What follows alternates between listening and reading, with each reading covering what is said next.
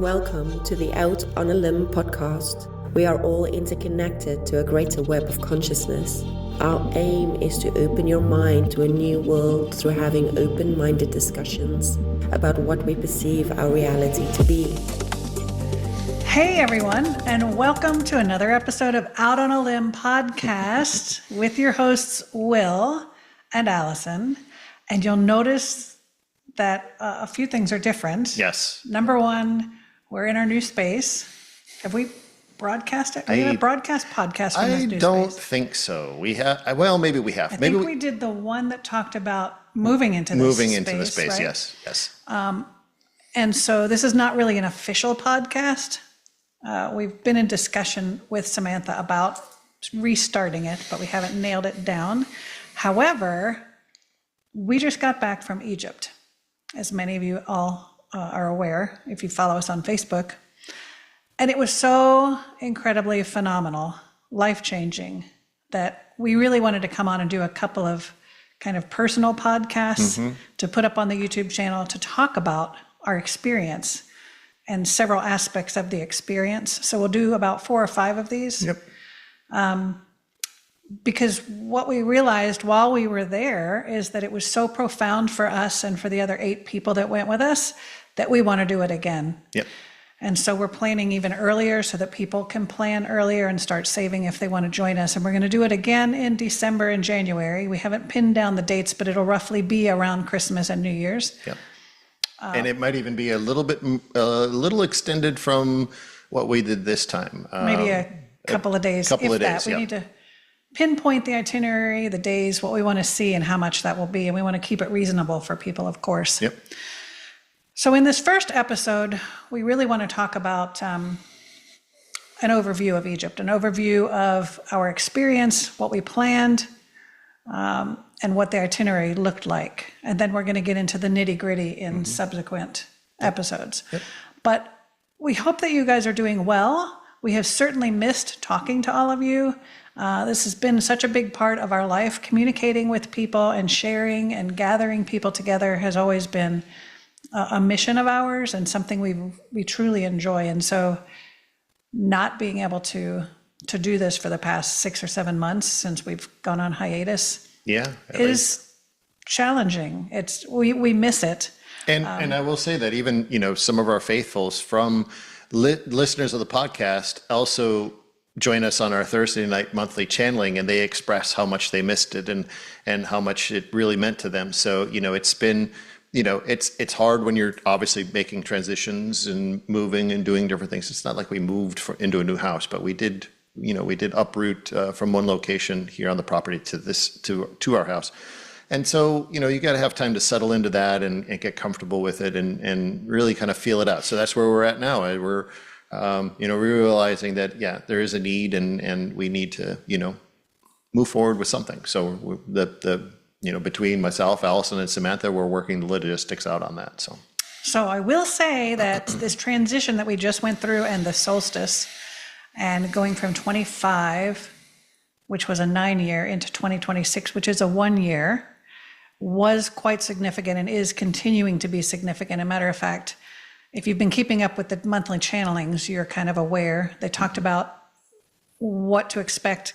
They talked about it in December, what to expect in January. And then this past one that we just did this past Thursday, the January monthly, a collective of the Orions and Lyrans and Syrians came in and talked about within 45 days, there will be another energetic transmission from the sun. Now, if you've been watching the Schumann resonance and the solar flares and all of that scientific stuff, you've seen that we've been bombarded quite prolifically and constantly, and that will continue. But they said within 45 days, there will be another significant transmission from the sun that again is going to upgrade and change our DNA and so forth.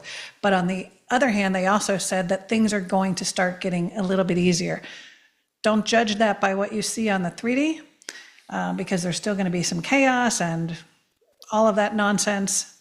But internally, for those of us who are doing the light work and those who sense the energy, you're going to notice that we crested, I guess, the roller coaster, and we're kind of on the downhill slide, and things will be a little bit easier for us. And many of us, or many that, even some that went on the trip with us and others that, we're always in communication with, they also are feeling kind of the easing of the pressure or easing of the tensions that have been around. So there's a lot of optimism coming into a new year always. But for myself, we were talking about this earlier today that, I do feel that there is significant change even in what we are going to be doing and presenting and providing to humanity. So there's a lot to look forward to, and I do feel that kind of that ease off of the gas pedal, if it were, or maybe the crest of the roller coaster. It does feel a lot easier going into 2026. So hopefully many of you are feeling the same thing.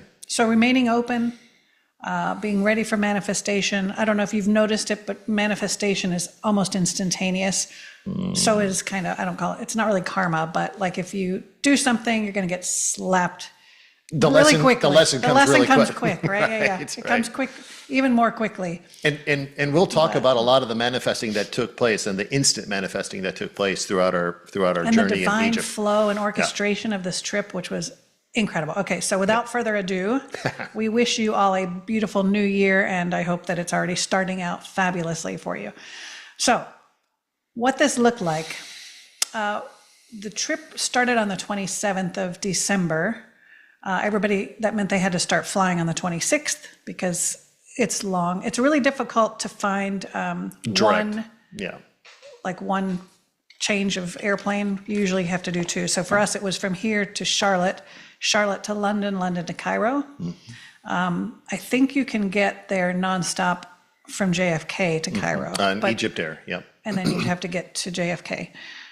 But I would say that probably the flights, if anything, were the hardest part of the trip, to be honest. And they weren't terrible. The way out wasn't as bad as the way back. For me anyway, with jet lag. Yeah, I've always not had a problem with any sort of jet lag traveling time zones. It's never really affected me in any way. So, but jet lag, but flying is just not like it used to be back in the day. I mean, I worked for American Airlines for 5 years, and it was nicer.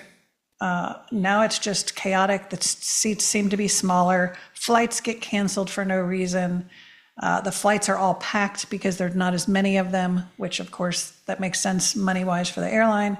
The amenities, even in coach on an international flight, don't even seem to be there. Like you weren't always guaranteed to get like a blanket and a pack that they used to give you a pack with an eye mask and earbuds and all this different stuff. Some did, some didn't. Some flights did and some didn't. But or you might get a free drink if you need a drink on the plane. But that always wasn't the case. And even like videos, the videos on the back of the seats weren't always working. People had trouble with it. I tried. This was American Airlines operating for BA, British Airways, on my way out. And I tried 4 different movies and none of them would play for no reason. I mean, it was just craziness. And so that probably was the hardest part. Once we were in Egypt, we really didn't struggle at all. We had a beautiful guide, and we'll talk about that. And maybe in that, the kind of the word to the traveler is, for myself, I never really try to rely on the in-screen or in-flight entertainment system that they have. I usually have my iPad or my iPhone loaded with movies, loaded with songs, loaded with podcasts, and so that's my go-to. That way, I know I've got reliable something I can entertain myself with for an 8-hour or 9-hour flight. So just a little heads up for those that are traveling, even if you're just traveling for your own thing and not on a tour. Those are always things to be aware of. So, but things to think about if you are going to go to Egypt in the wintertime, which is their busy season. Yep. Think about weather on the East Coast, because there were some of our participants that had some difficulty with the weather. Yep. New York and that area started to get a little bit of a winter storm. So some of them were late. Luckily, it wasn't a huge problem, but we left from Charlotte, which was wise, and we were okay. So we arrived a day early so that in case we had jet lag, we were fresh and we knew our way around the hotel and all of that sort of stuff for the participants when they arrived. So we got there on the 26th and left on Christmas Day, which was not a problem at all, traveling on Christmas. Our tour guide, Abdullah, was just beyond amazing. There's a lot of information on Facebook. We've tagged him. So if you're interested in getting up with him to do your own trip, feel free to do that. But he met every single one of us at the airport with a private driver. And then he has connections in the airport in Cairo where he gets somebody to meet you with a sign. It was hysterical because I said, never in my life have I been important enough to have somebody meeting me at the end of the escalator with a little sign with my name on it at the airport, right? It's kind of funny. It said Dr. Allison Group or something like that. So we met him. He greets us enthusiastically after we're exhausted. He slaps a visa in our passport. He rushes us to wherever passport control is. We go through there. He takes us over to get our bags. And next thing you know, you're on the transportation to the hotel. I mean, it was like flawless. Clockwork. It was beautiful. That guy was amazing. Plus, he even stopped. There's a huge statue in the Cairo airport where you can, is it Sekhmet or? I don't remember. I don't remember either because that was a blur. Right. But we are all taking pictures, yeah. But he stopped us. Here, we have to get a picture of you. Quick. Yep. And anyway, and so then we got into the van, and Abdullah was in there, and he gave us a welcome gift, a rose, and some pastries from the area. Just a beautiful man. And it took about 30 or 40 minutes to get to, we stayed at the Hilton Pyramids Golf in, I think it was Cairo, not Giza. People call everything Cairo, but Giza is where the actual pyramids are. Yeah, but I think it might even be a little different. They have different segments or neighborhood names. Because yeah. it was called 6 October, 6 wasn't October, it? yeah. That's what I think. There's some kind of date that means. It's anyway. it's a celebratory date that they have. So yeah. So we got there that night, and I think that was the night that they were having the wedding at the hotel, right? Yes. So that was kind of cool. So Judy and our friend Judy and Will and I all flew over on the same. We met in London and flew into Cairo together. Checked into the hotel. It was like, I don't know, 5 or 6 o'clock. Yeah, or maybe a little later. A little later, yeah. So we went and had a little bite to eat at the hotel and overlooked this wedding that was happening, and that was really cool to see this Egyptian wedding. Right there, we just were joining into their culture. That would have been a Friday night. Their weekends, I believe, are Friday and Saturday versus Saturday, Sunday. Yeah. So, yeah. But the way that they, all of the women gathered around the bride and danced together, and they all bounce and dance. It's really cool. And then all of the men were gathered around the groom, and they were dancing. And and they were just everybody. You didn't sit unless you really could not get up. Yep. They were all dancing, and they all danced for at least an hour or more. And they were just so happy, and it was so joyful. It was a really cool way to be introduced to Egypt. It was really neat. Yeah. Even though we were like this. Yeah, we could barely hold our eyes open. So we managed to make it to 9 or 10 o'clock at night, found our room, went to bed, and woke up refreshed. And that was really good. It felt really good.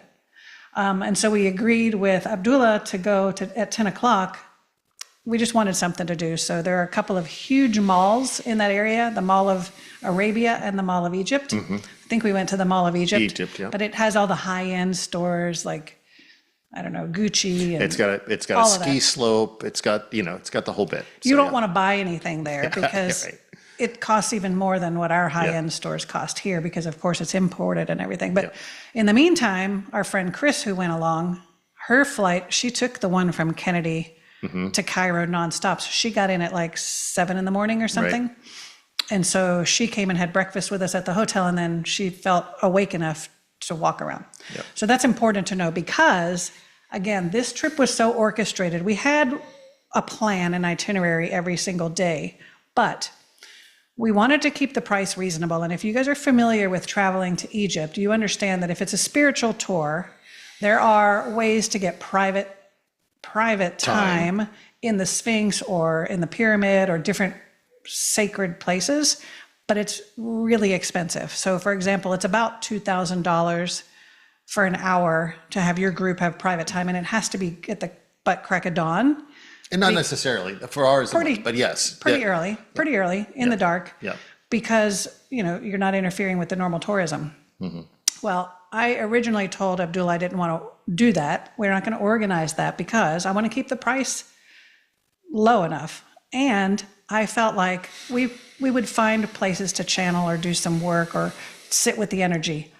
whatever that looked like. So he said he can, depending upon the guards and who's there, he can shuttle you off into a quiet area of whatever it is that we're visiting, and or we would channel before or after the day started in our hotel. Whatever it was, we were going to make it work.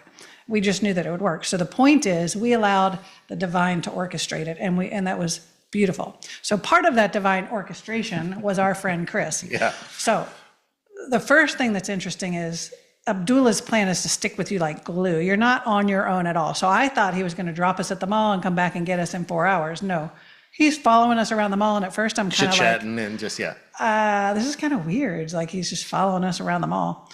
But we were also there to meet our friend Julia, who happens to live in the Sinai Peninsula. And she started as a client and now she's a friend. And so she's the one that suggested we visit the pyramids of Hawara, which we'll talk about.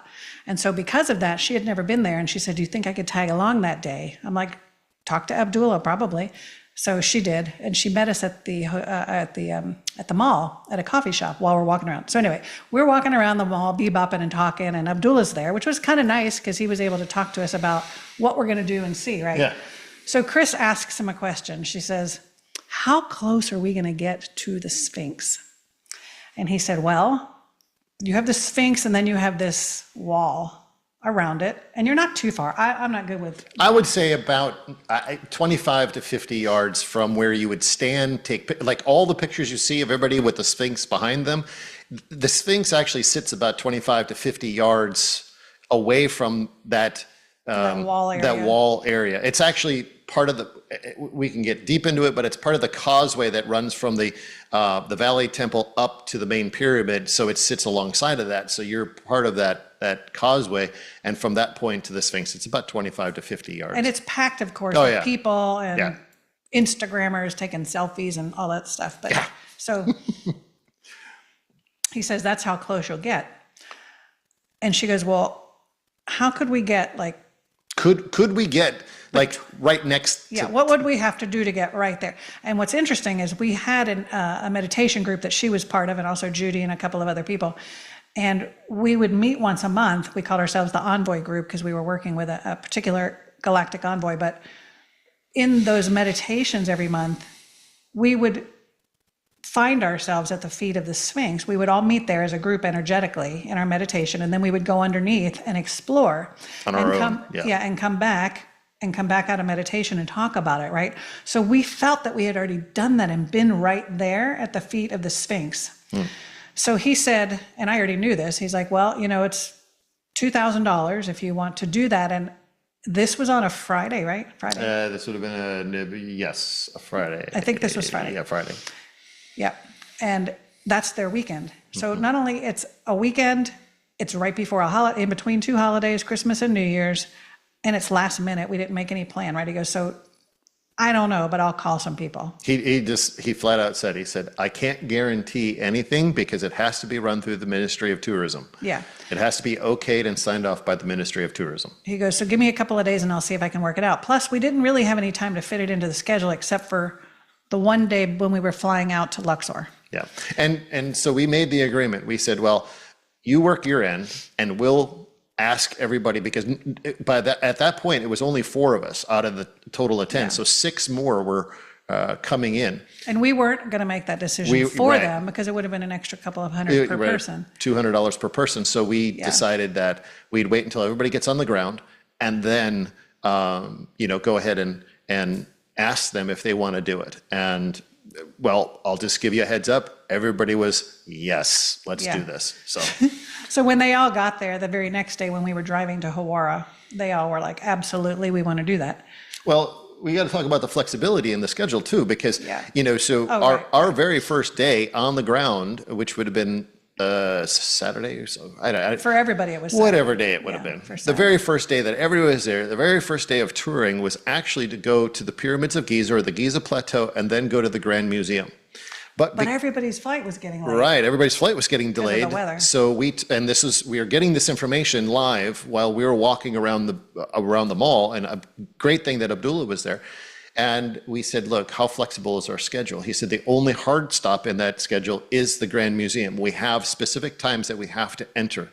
So we can't we can't adjust that, but we can adjust everything else. So I said, well, can we move Hawara first and put the pyramids the next day? He said, absolutely. So we let everybody know, so that was the beauty, and the plan is that, there was flow with everything. There were certain things that we had to hit timing on, but other than that, it just was. And he was just so easy and so flexible, and he just made a few calls and made it happen. Yep. So while we're just wandering around the mall chalking and having a lunch at the cafe, we're trying to plan private time at the Sphinx, and we're changing up the schedule because people were starting to get in around 11 or midnight. They were supposed to get in around 4 that afternoon. Yep. But they were getting in around 11 and midnight, and I thought, they're not going to be fresh to go to the Giza Plateau. No. So if especially the plateau with everything that was going to take place there. Yeah. So driving to Hawara, it was a 2-hour drive. And so I thought, well, at least they can sleep on the bus and whatever. So we decided to do that. So fast forward to the next day, which was Saturday. By this time, everybody's arrived. I think the bus left at 8 or 9 in the morning to drive to Hawara. We had breakfast at the hotel every single morning, which was beautiful. Yep. Overlooked a golf course. It was just lovely. I believe breakfast and dinners. Dinners were on our own. Breakfast was included, That's right. and so you could eat dinner wherever. Breakfast and lunch were included. So he provided lunch. We could get breakfast at the hotel. Yeah. Yep. So we ended up getting a lunch on the bus in Hawara on the way back. So anyway, we get to Hawara. That's the very first day for everybody to tour. Nobody there. Also, we had this private van all the time, but you had to have a tourism police person with you. If you had groups of like 6 or more, Well, from actually, certain countries. Actually, I got specification on that from Abdullah, if I understood it right. Any group it doesn't matter the number, any group from the US, Canada, Japan, there's like 4 or 5. Because of 9/11, and then the most recent, there was a, Switzerland, because there was some sort of act of terrorism against some Swiss citizens while they were in Egypt.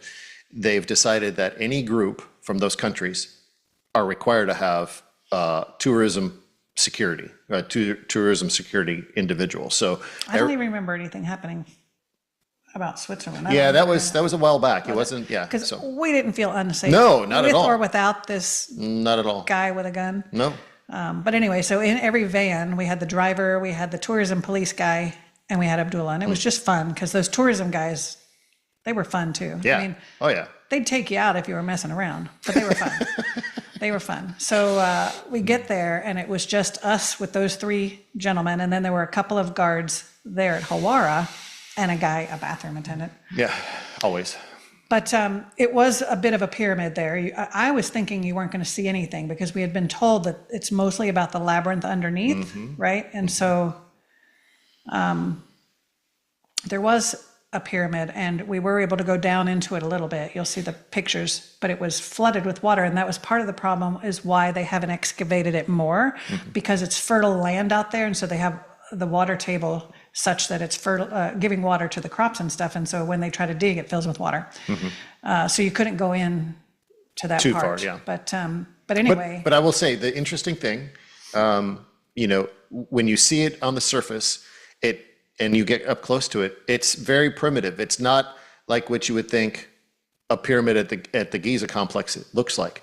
This was, I believe, First Dynasty is what I believe is what he said. So, or early. If he's watching, hopefully he won't get mad. I know. I'm sorry, Abdullah, if I'm getting this all Right. messed up. Maybe you could put a comment somewhere. But yes, it was very early period, and it was all mud and thatch brick. I think they thought it was earlier than the pyramids in Giza, right? Yes. Most definitely. Yeah, So yeah, yeah. it's that period of time well before If that. you haven't heard about Hawara, watch the episodes on Joe Rogan and different places. Yep. They're just now starting to bring this up, which was interesting because we knew about it from our friend Julia, who lives there, before the guy was on Rogan, before it was a Talking thing. about it, So yeah. that was kind of a nice confirmation after we Yep. decided to go, and Abdullah was excited. I'll put the link to that, or the show episode of Joe Rogan that he's talking about that in the comments. When you say things like that, I know, you got to put it down. But what you see are these, I would say, maybe foot to 16-inch long by 8-inch high by 6-inch wide,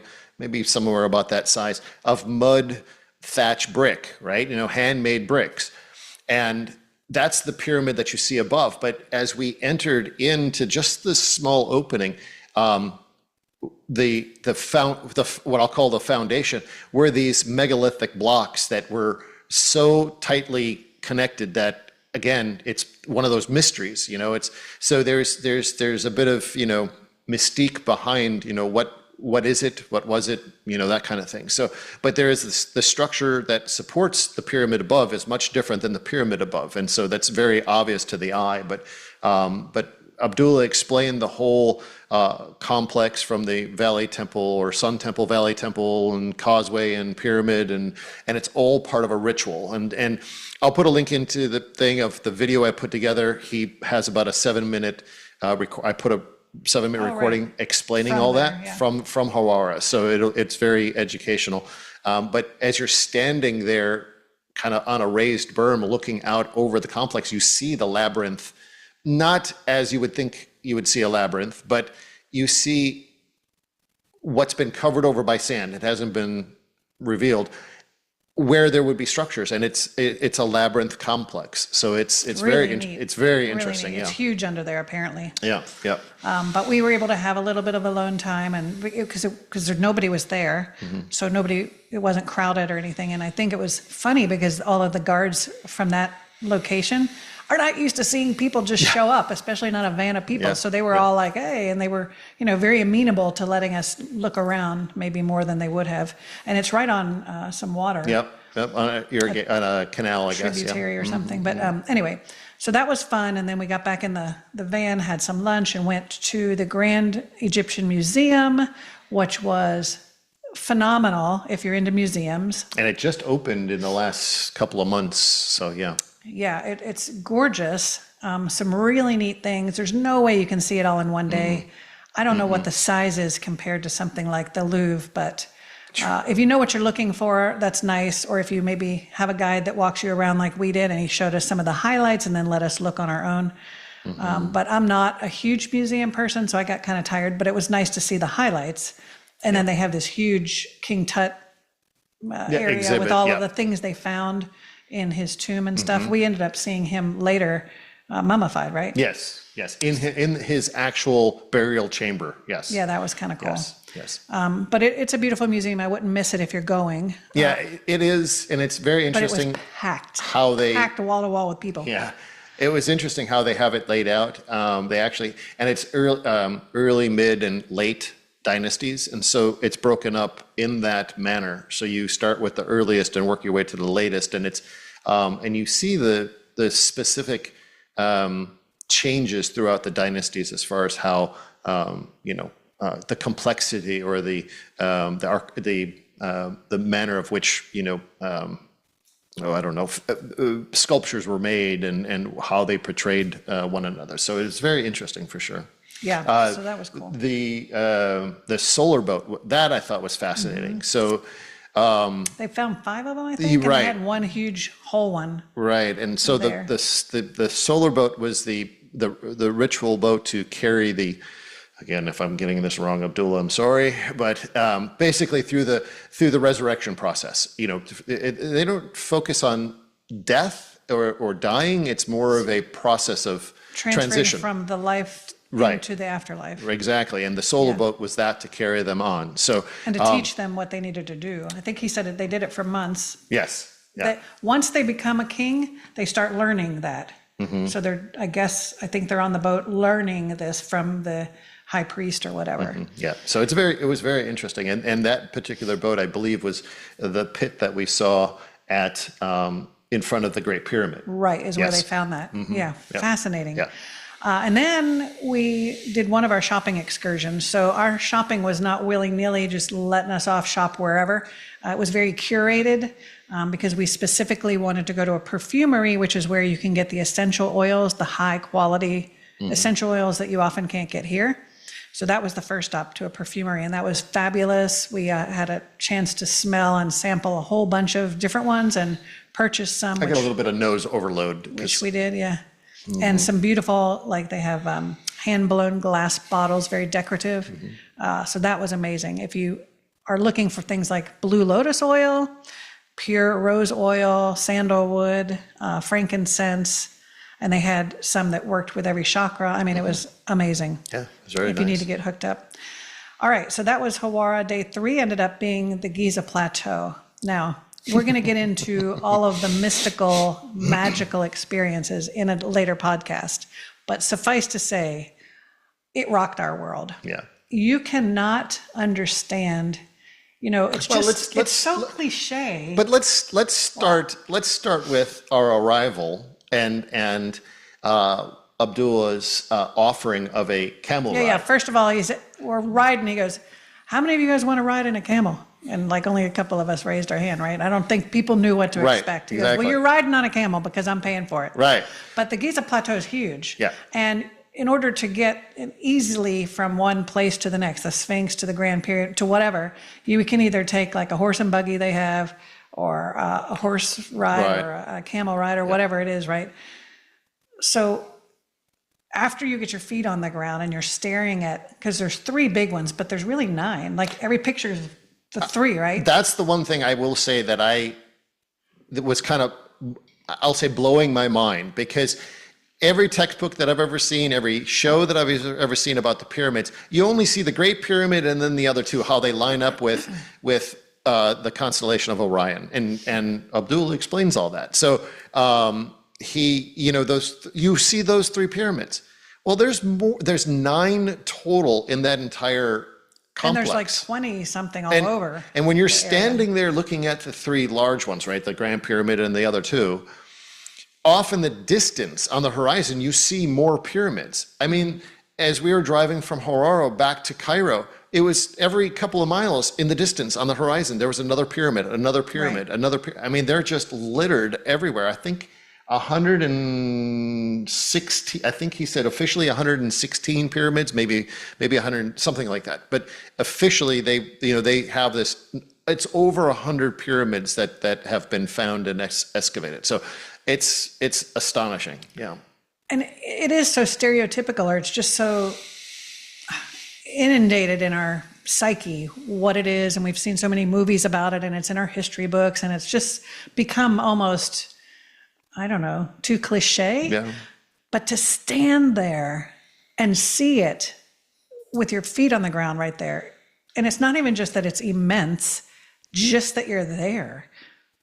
You're inside the history book right there. It's just, so we all had to stand there for a while and take it in and take pictures and do all of the funny Instagram type pictures or whatever. And then we walked down a little ways to get on the camel. And so there were 10 of us, and they got 10 camel friends we all popped on. And it's hysterical because if you've seen a camel get up, it's not like you're getting on a horse. They bend their knees and everything. And they get up butt first. Right. And so they tell you to lean back, because when they get up, you're about to fall off. It's fun. I wasn't like nervous of falling off. They have a saddle and everything on there, but it really was hysterical. And this is one of the things that I'll say, I didn't expect to laugh so much. I really thought it'd be a little bit more serious and spiritual and whatever, but I laughed my ass off in Egypt. I belly laughed every single day. And this was one of those times. Yeah. There was just something comical about watching 10 Americans on camels all in a row, just following each other. And the guy behind me, bless his heart, Robbie,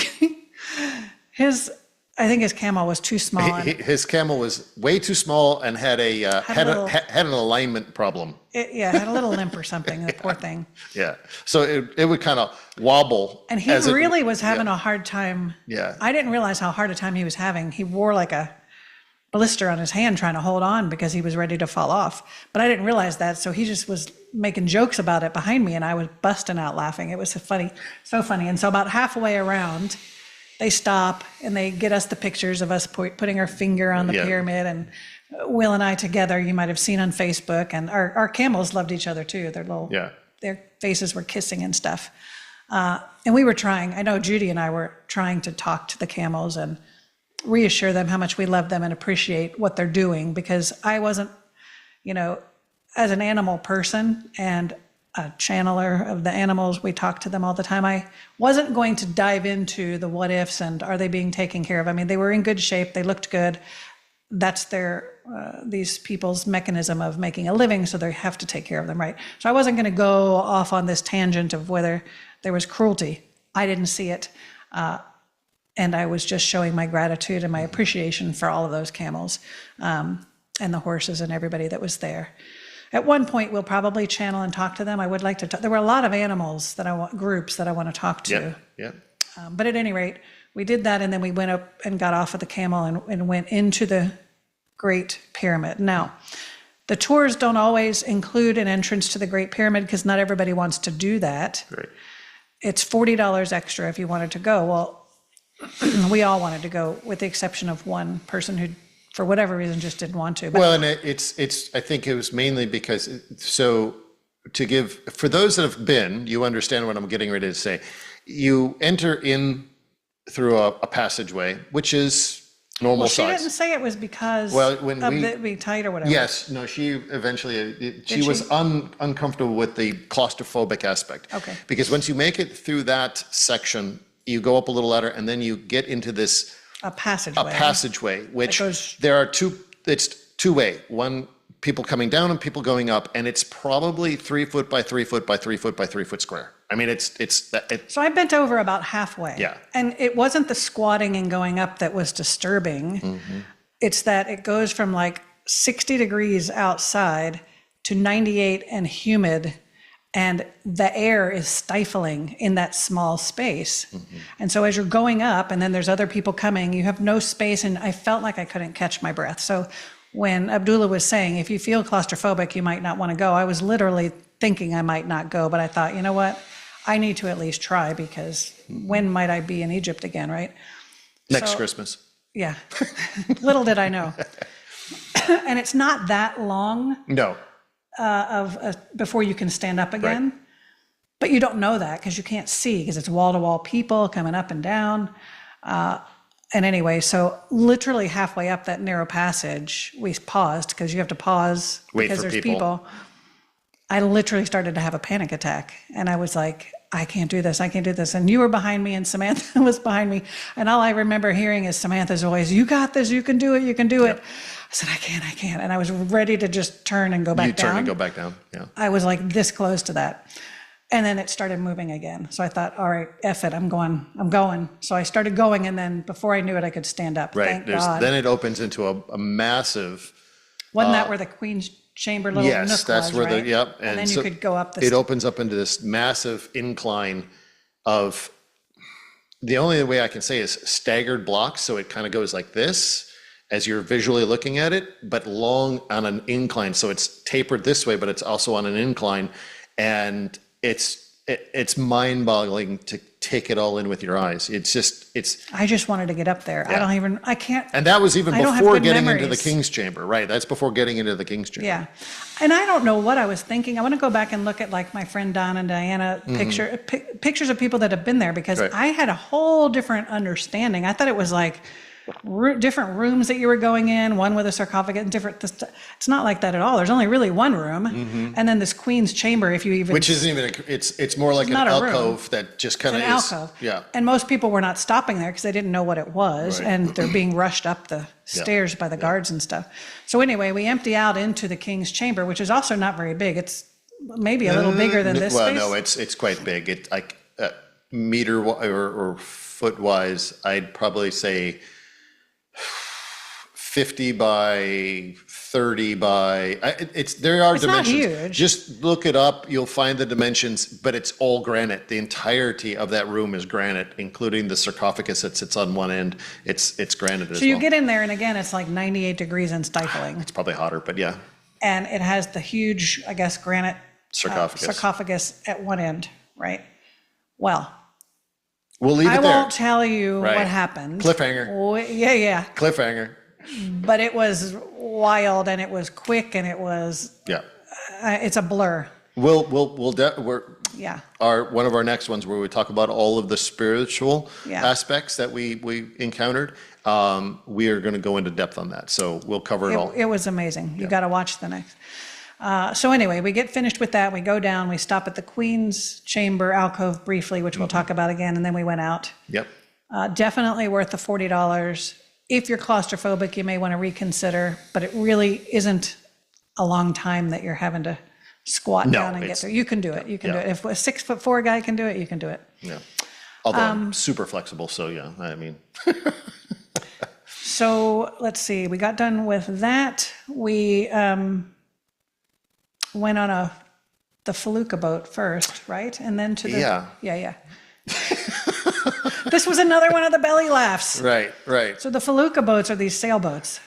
And so, all right, if I say felucca sailing boat, for me at least, being that I've been on the water all my life, I'm thinking this nice wooden, kind of old looking, rustic. It's Cairo. Come on now. Well, yeah, but it's That's going what to. it was. But it's this steel tub with a. Was it steel? I thought Yes, it was no, wood. it was a steel tub with a wooden mast and a sail that looked like somebody took 14 tents and sewed them all together. So that kind of sets the stage of what's going to happen.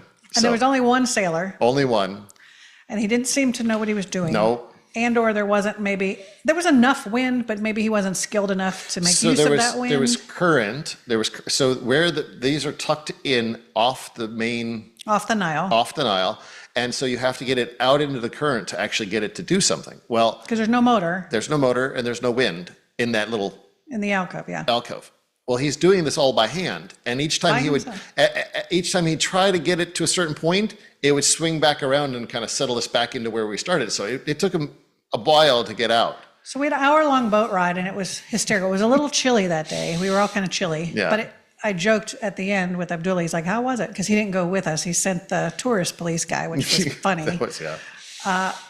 And he goes, "How was it?" I said, well, we kind of spent 30 minutes trying to get into the Nile and 30 minutes trying to get back out of the Nile. We didn't go anywhere. We're just sort of, Yeah. and we were laughing so freaking hard because of it. And we have two coasties, Chris and Will, and they were just making fun of, we could drive this thing better, knock him overboard and take command of the boat. Yeah. But anyway, by this time we were exhausted and it was cold, and we were probably ready for dinner, but we had to go to, where did we go that day? The tea and spice shop, which was also neat. Because the other thing that we asked for as a group was to go to a tea and spice shop because some people wanted the Blue Lotus tea. Specifically for Blue Lotus tea, yeah. And so we had the presentation there. So everywhere we went to shop, they did a presentation, which was fabulous. It didn't feel like, maybe people felt that way, I didn't feel that way, I didn't feel like a sales presentation as much as explaining how they make these, educational moment, right? Yeah, how they make these things, what it is, what it's good for, what are these teas good for, and the spices, and you get to sample them and all of that, and it was amazing. And so that was fun. We ended up with some Blue Lotus flower teas, infused tea, and some stuffed dates and different cool things. And then we went back to the hotel. While we were standing in line to go into the pyramid, it was 11:11, because Judy was paying attention all the time, that Abdullah said, "Hey, guess what? We got private time at the Sphinx." At 11:11, he told us that, and it was for the next day. So next morning. This is day 4. We woke up, got on the bus super early. A little bit before 5 o'clock. We ended up getting the early, this is just unheard of, and we'll talk more about it when we talk about our mystical experience and all of the coincidences. But we ended up getting the first spot. There was one for 6, 7, and 8, and we got the one at 6, which was great because there was nobody else there. We weren't waiting for another group to leave. And we were literally the only ones on the Giza complex other than security. So they said, we'll get there really early, like at 5:30, because sometimes you have to wait around. We got there at 5:30. We ended up getting to the Sphinx at 5:45. So we actually had an hour and 15 minutes to do a private meditation and do our thing. It was absolutely mind-blowing, incredible, especially for those of us who had done who have been there in meditation. Right. It was surreal. It was, even now I can, if I let myself go, I'll get very emotional about it, because it was very, very surreal to have that moment. Yeah.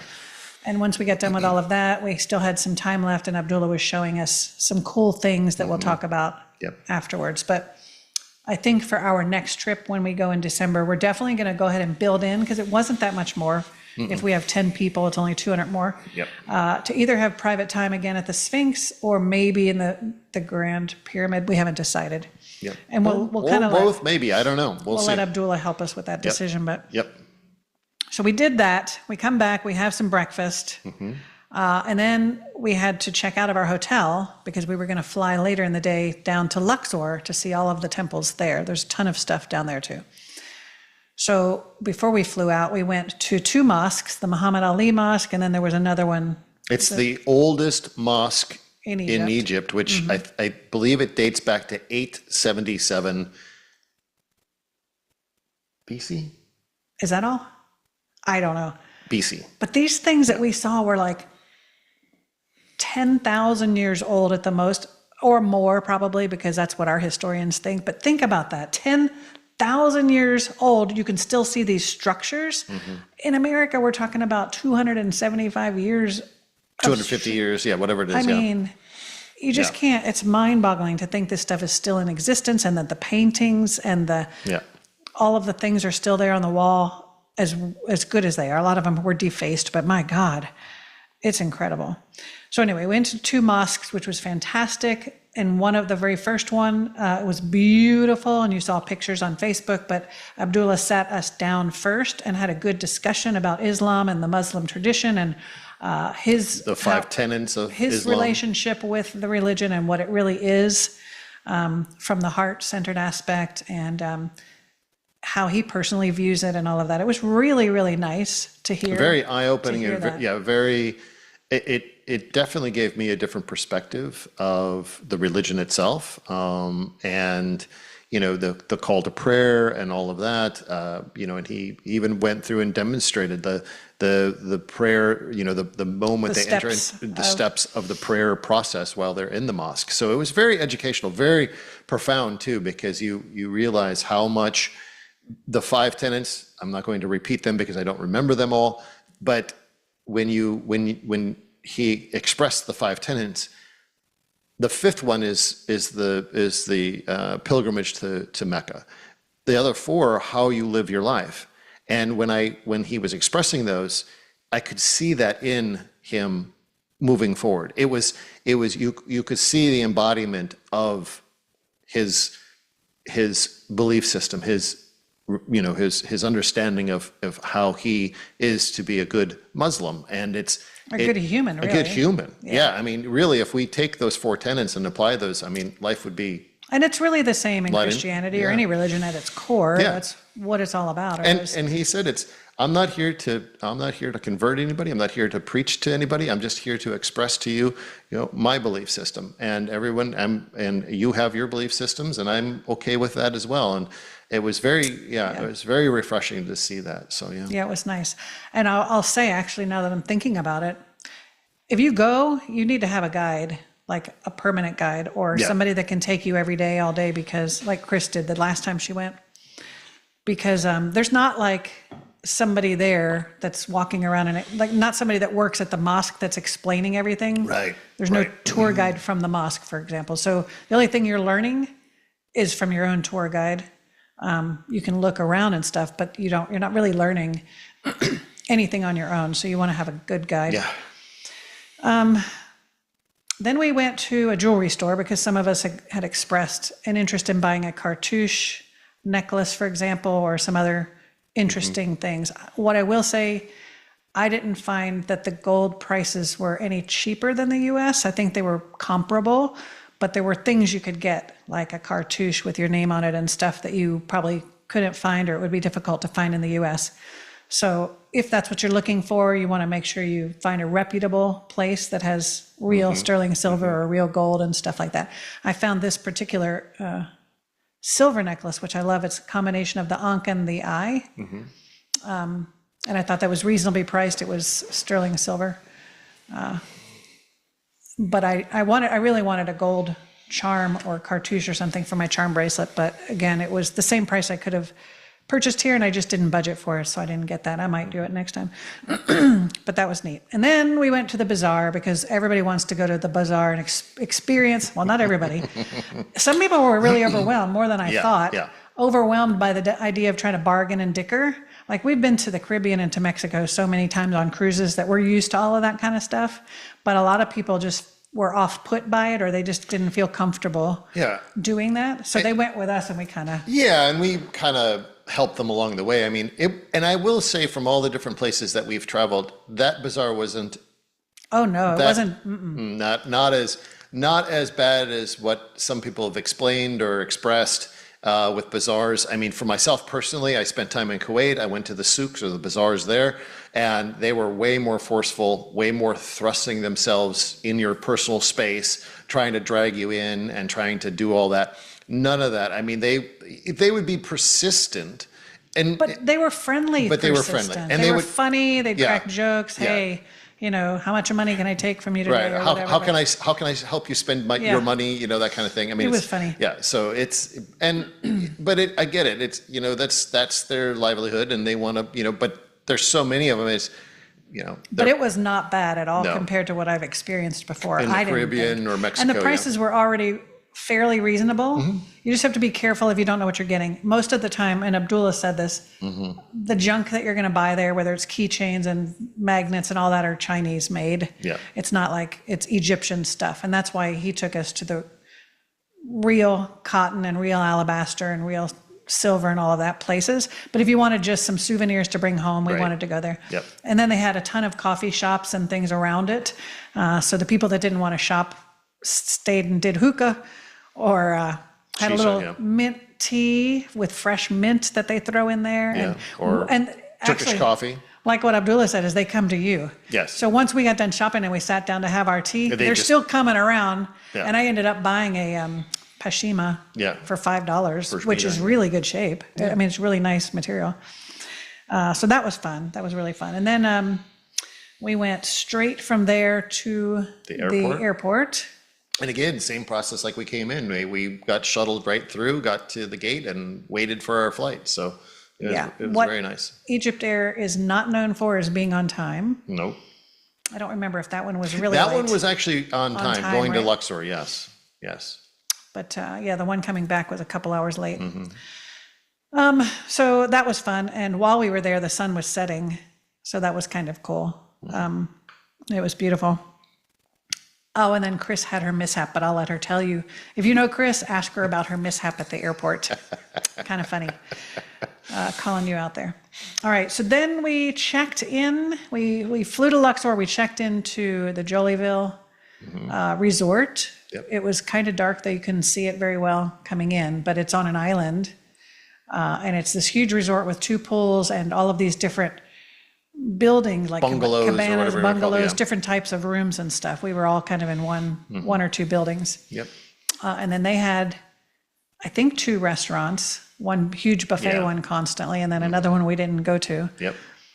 And then they had a couple of gift shops and ATMs and all of that. So we checked into that, got a good night's sleep, and then we were going to Dendera, the Temple of Hathor, which is also a really big deal if you have a chance to do that one. Yeah. That was where the majority of people also had profound moments. Yep. Again, our guide was good at he knew a lot of the guides at these places, so he would, Or the security. Yeah. the security. So he'd give them a few tips or whatever and get us into these areas that didn't require like huge amounts of money. So we went into the chapel of Isis within this temple.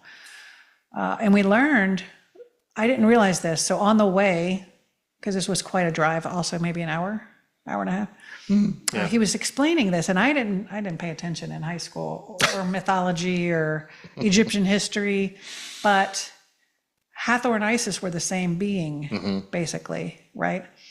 So you have Isis, and then the pregnant Isis is Hathor. Is that correct? Did I get that right? Or You're going to backwards? ask me, and I'm not going to answer because I'm just going to sit politely here and nod because I don't remember anything. Yeah. So one of them is the pregnant version. When you see that her nursing, Right. I think that's Hathor, if I have it right. Anyway, Boy, then Abdullah's there's a really, whole- he's really going to get on us next year if he's, yes. I should have refreshed my memory. But anyway, there's a whole thing about the gods, and one of the brothers is trying to kill Isis, Hathor. So this energy of Sekhmet, the warrior, comes in. And so basically all 3 of those beings are different aspects of the same being. Right. And so we understood what Sekhmet's role was. And so it was really interesting. So in other words, you're at the Temple of Hathor, but you're seeing things about Isis and Isis on the walls and all of that kind of stuff.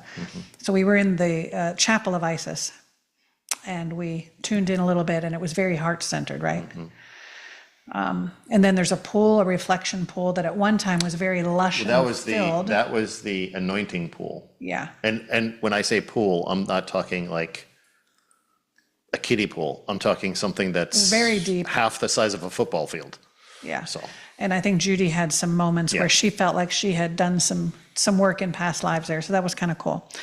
We ate lunch there on the premises. They had a string of bazaar-like shops, which were a little more aggressive, I thought, if you went over there.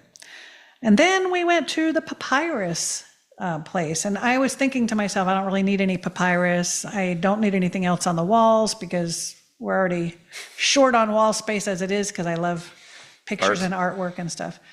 But when you see them make it, like he literally showed us the steps of how to make it, and then what it looks like and how long it lasts, and it's incredible. And then this beautiful artwork, and they commissioned certain artists to do certain things, and those were more expensive, but it also, the artwork symbolized the things we had been seeing in the temples on the walls and stuff. And so we ended up getting two different pieces, one of Sekhmet and then one of a particular image on one of the walls of energy. Isn't that it? Of two beings. We'll put a picture up. Energy into. Yeah, we need to put pouring energy into the pharaoh or the whoever that was. So that was cool. Then we got back to the hotel in time for a brief dinner. No. It was the New Year's Eve dinner. We just had time to barely shower, I think. And change clothes. And then go to the New Year's Eve bash, which was in a separate location on the resort premises. In their big So we get ballroom. there and they have a champagne entrance type of thing and a 5-course meal. They had a band and a belly dancer, and we were at this huge table with all of us, and it was just so much fun. You probably saw some of those pictures also. Really, really fun. The only drawback is that we were exhausted already, and the next day early was the balloon ride at sunrise. So we had to be up at like 4:30 or 5. 4:30, yeah. Oh, so some people called it an early night before dessert was served, and I'm like, I'm waiting for dessert. So we got dessert. We ended up dancing a little bit, and then we went back to the hotel around 10 and went to sleep. But that was beautiful, amazing, so much fun. Got up early, and here's the thing about the balloon ride. We had it as an add-on. 7 people wanted it. You could sign up early and get your spot. 7 people originally wanted it. Well, a couple of people started to get sick along the way. The flu was running around. So a couple of people, in their defense, didn't feel good. Then a couple of people were just exhausted and didn't want to get up in the morning. Right. I'm telling you what, though. They missed out. The only people that ended up going on this thing were Judy and I and Will. And that's all you see in those pictures. But it was on my bucket list because just these balloons being inflated and seeing all of them, like taking up all of this. They do 3 rounds, one right after another. And so each round, starting at about 6 o'clock in the morning, it's about 30 balloons. They go up. As one balloon inflates and gets stood up, they're rolling out another balloon in front of it. And as soon as that balloon that just filled up lifts off, they bring it in another basket and lay it in front, hook it up, inflate that one rises, goes up, they put out a third one. So at any one point, you could have between 60 and 90 balloons in the air. It was just astonishing, absolutely astonishing. It really was. And I've never seen it up close, so I didn't know how it worked. But the basket has like 8 separate compartments, and you can put like 3 to 4 small people in each one. So Judy and Will and I, and then this little. No, 4 and 4. So 16 people on each side. Yes. So 32 people. So 8 little. No. 4 compartments on each side. Right. Yeah. No, a total of 8. Sorry. Just technical. Yeah. With about 3 or 4 people in each one, right? So there were 32 to whatever people in this balloon. Yeah. Anyway, it's kind of elbow to elbow, right? And I would highly recommend, if you're going to do this, that you go ahead and put your camera on a lanyard. It occurred to me that I was holding it really snug to be sure I didn't drop it, because it would be so easy. Because you're leaning out trying to get these good pictures of every angle, because the balloon guy will turn. Yeah, he's turning it. And you want to get the sunset or the this or that. And on our way back in the van, somebody did stopped to find a phone on the street that fell out of. For our pilot, and I believe he was the lead pilot for our group. He kept us at about 100 to maybe 200 feet, maybe a little more than 200 feet off the ground as we floated over the Valley of the Kings and Queens. And You could just see everything so vividly. And somebody's like, well, how come we don't go high? He said, well, if we go high, you're going to see everything, but you're not going to see the detail. And I want to show you the detail, and I want to show you And his skill to flying. Right. He said, it's easy to go high and let the wind blow you, but down low, I'm actually, maneuvering. Because there were some times and there was a hill coming up. Yeah, and he would just. Yeah, right. And then there were some workers getting ready to start their day, and they were all waving. It was really fun. Yeah. Really fun, but just incredible With to the see. sunrise. The sun came up as we were in the air. Incredible. I remember our friends Don and Diana also saying that they had not planned to do that, but then a friend of theirs who had gone earlier said, you got to do that. Got to do it, yeah. And they did, and they were glad that they did. So it's worth getting up for. But yes, we had a lot of long days. So then that was flying over the Valley of the Kings, essentially. And Queens. We flew over both, yeah. And so we went back to the hotel, had breakfast, and we went back to the Valley of the Kings and Queens to see them on the ground. That was part of our plan for the day. So that's where they have hundreds of tombs. Is that what they call them? Just tombs the tombs. for the kings and the queens, and then all of the nobles are out away from the valley. So the kings and queen tombs are in the valley itself, protected, so they won't be raided, so they won't be found. So yeah. But there are hundreds that haven't even been excavated or that are sealed off and you can't see them or whatever. But that was incredible to do and see how decorative they were walking down into them. And then some of them had the sarcophagus there and some didn't. But that was incredible. And then we had lunch right kind of next door to the Valley of the Queens, and we could overlook it, and it was outside and it was gorgeous. Yep. Most of the meals that we had were family style, so they just we didn't order off a menu, they just brought us tons of food, very much lamb and chicken and meat. Abdullah ordered me a pigeon dish, which was a funny story. Yeah, they eat a lot of pigeon there, evidently. Yeah. And some hummus and tabbouleh and things like that, and lots of baba ganoush. Baba ganoush and a lot of the bread, yummy bread. Potatoes a lot. Tomato and potato kind of, I don't know what you'd call it, but it was so good. Everything was always so flavorful. And lots of fresh juices. Yep. Once we realized the first day that we could get mango juice, we were ordering like fresh mango juice.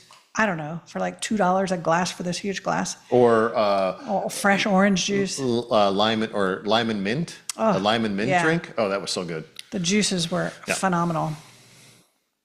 All right, and then we went to the alabaster shop. Now, I'll tell you this is another synchronous story, and I don't think Vera would mind me telling her story, but Vera's a beautiful soul.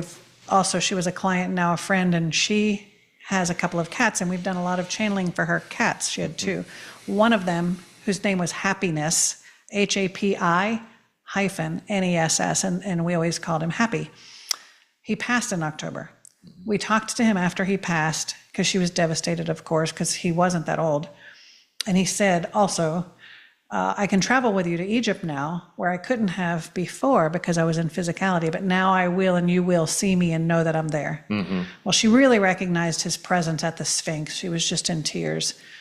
But here we go to this alabaster store, and guess what the name of the alabaster store is?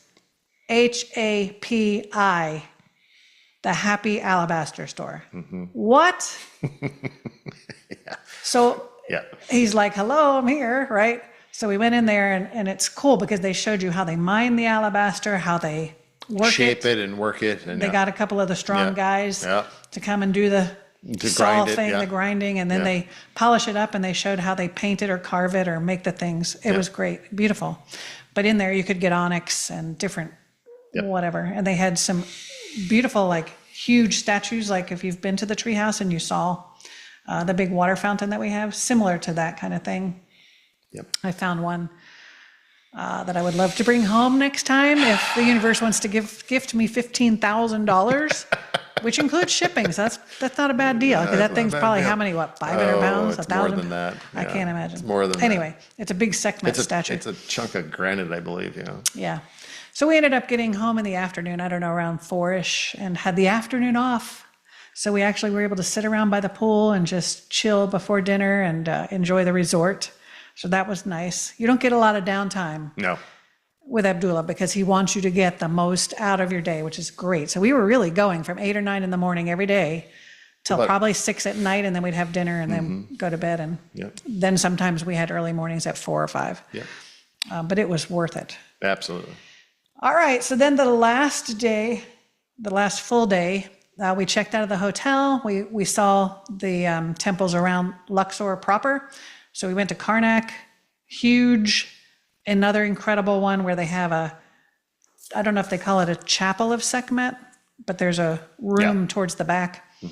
Well, this was like January 2nd, and they had just decided they were going to lock it and start charging people on January 1st. To have private time with them. So a lot of people have seen the big Sekhmet statue in that chapel room. And that's also the room where they have the 7 doors that are the portal. A lot of people who are familiar with all of that energy have been there or seen the 7 doors. We have a picture of our whole group there. So he was able to give us a little bit of private time there just to tune into the energy, and then also around the locked door of where Sekhmet was. And we saw a picture of what it looked like before they locked the door. But again, we weren't going to pay $2,000 to go in there. And we didn't realize. I don't even think Abdullah realized they had just locked it, did he? No, well, he wasn't sure, I think. Yeah. So we saw those 2 temples, and then we went to the cotton shop. So for those who wanted to buy, Egyptian cotton as a thing. And in fact, I think Julia at the mall found some really good Egyptian sheets at one of the nice high-end stores that were on sale, and she came up and got some sheets. But if you wanted real Egyptian cotton clothing or dresses or sweatshirts, shirts, all kinds of stuff. So we did that. And then we're trying to kill time, and Abdullah's trying to figure out how to fit in dinner and then the airport. And then we get back to a hotel by the Cairo airport to fly out the next day. Well, it ends up that we have some extra time as we're on our way to dinner/airport. He goes, "What do you think about another boat ride on me?" Okay. So anyway, these were not the felucca sailboats. It was actually a little motorboat, but it was kind of like a big. Yeah, it was a nice, big boat, like a little ferry boat you would take, Yeah. From one side to the other. But it was nicely decorated, and He knew that the first felucca boat, it wasn't terrible, but it wasn't great. Right. And he was not about to let any part of our experience be less than perfect. In fact, the name of his tour group is what? Perfect Egypt Tours. Exactly. Look that up, perfectegypttour.com. Is that what it is? Yeah. Okay. Yeah. So anyhow, and I think it's tour, not tours, perfectegypttour.com. Anyhow, he gets us up on the boat, and it was right at sunset. perfect. As soon as we get out there, and we're tooling out onto the Nile, right? We're not just spinning around. Just this gorgeous sun dropping over the horizon. And the interesting thing is, because there's so much smog or dirt, Well, dust. it's not. I wouldn't call it smog. It's more. There's a lot of dust, and there's also a lot of agricultural burning. So they have a lot of sugarcane in the area. So in order to harvest sugarcane, and we were right in the season of harvest, they have to burn the undergrowth in order to harvest it. So you have a lot of this haze that's in the air, which makes for beautiful sunrises and beautiful sunsets. Yeah. Yep. So we just had a good time, and the boat sailor guy was playing some great Egyptian music. So we're just dancing and laughing and having a good old time. A bunch of the sailboats were out there. So it made a really beautiful, really beautiful scene. It really was the icing on the cake. It was amazing. Yep. I mean, Abdullah's just incredible. And I think it left from, like, there's a water area in downtown Luxor, which is where all of those boats, a lot of people have the taken Nile cruises. the 3 and 4 day Nile cruises or whatever. And so you could see some of those boats that were parked there. And then we walked back to our van, and Got a chicken shawarma. we ended up having lunch Meal. on the van because we chose to have a boat ride. Yep. So he gave us this huge chicken shawarma in a bag and what looked like another shawarma, but it was actually a French fry sandwich. Right. So he goes, "You all have shawarma and fries." So I'm looking for my fries, and I'm thinking I got two shawarmas. Like a thing of fries, like you would normally have Yeah. here in America. No, But somehow they pack them in a big hoagie roll. Yeah. That was crazy. So anyway, we're like wolfing that down as soon as we get to the airport, and we had some time to kill because the flight was late. And I will say, and you're probably going to cover this in a bit, but interesting, like here in America, you can't take anything through security, like a water bottle, food, all this stuff. Take whatever you want. You can take food, and they don't mind water in plastic bottles, I think. Yeah, not glass, I guess, yeah. Or metal, maybe, I don't know. But anyway, I think they have to be able to see it. You could take full water bottles through the airport scanners. That was handy. Like that. Yeah. That was really handy. Yeah. But they do take security more seriously. Like there's security just to get into the airport before you even get to the ticket counter anywhere. Right. So you can't just walk in and wander around the airport at all. You have to go through security there. Then you go up to where the gates are and you go through another security. There's 3 layers of security before you get to the ticket counter, after the ticket counter, and then before you get to the gate. And each one of it is progressively a little more strict. Yeah. And before you get, you're having to take the belt. They're doing a frisk. They're taking the shoes off. They're doing everything. So it was, that was tough. And then we ended up back at a little hotel by the airport. I think we got in at midnight-ish. Finally. Yeah, somewhere around there. I think we didn't get to sleep till 1:30. Yeah. And we ended up getting up at 5 to be downstairs at 5:30. Yeah. And we weren't the earliest. There was another couple that needed to, or 3 people that needed to be up at like 3:30. 3:30 or something like that. So they got like 2 hours of sleep. Yeah, if they got sleep at all. So that meant that the ride home was kind of miserable. By then I was starting to get a head cold. And I was just tired, and we're at the airport, and it's just long, and I still have jet lag, I think, after a week. So we flew home and we made it. We didn't have any issues in terms of connections or anything, thank goodness. We had ended up staying at Dulles and flying home early the next morning. Yep. Just because of the way that we had booked our flights. But so yeah, I think this is a long episode, just to give you a big overview. I had some other things I wanted to talk about in more detail, but we'll cover that later. Things like tipping and how the hotels and the food, and did we get sick, and what's the culture like, and all of that kind of stuff. So we'll talk about that in the next one. Yeah, for sure. But if you have any questions or anything you want us to talk about, please put that in the comments.